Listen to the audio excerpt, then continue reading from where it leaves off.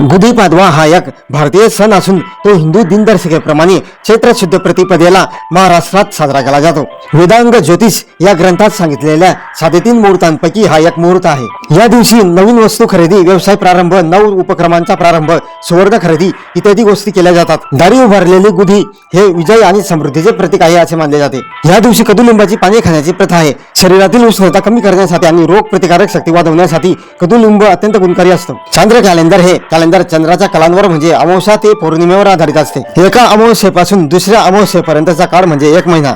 चांद्र वर्ष 356 दिवसांचे असते। हिंदू पंचांगानुसार चैत्र शुद्ध प्रतिपदा हा चांद्र वर्षाचा पहिला दिवस असतो। चंद्रवर्ष आणि सूर्यवर्ष यांच्यातील फरक: सूर्यवर्ष पृथ्वीला सूर्याभोवती एक प्रदक्षिणा पूर्ण करण्यासाठी साधारण 365 दिवस 5 तास 48 मिनिटे 46 सेकंद लागतात। चंद्रवर्ष 354 दिवसांचे असते। या दोन्ही वर्षांमध्ये दरवर्षी सुमारे 11 दिवसांचा फरक पडतो।